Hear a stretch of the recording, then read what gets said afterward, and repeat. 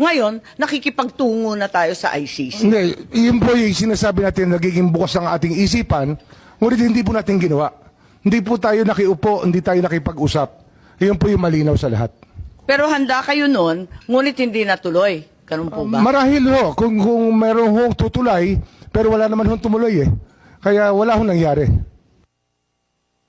Pero, siyempre ho, marami hong gustong tumulay, ngunit hindi naman natin, hindi ho nagkaroon ng pagkakataon na makilala talaga namin na ICC o makaharap.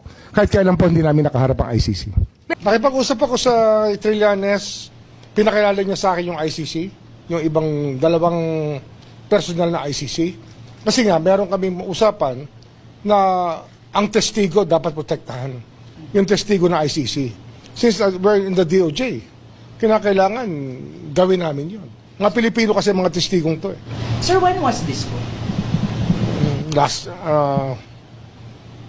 Hindi ko na maalala eh. Maybe less than a year ago.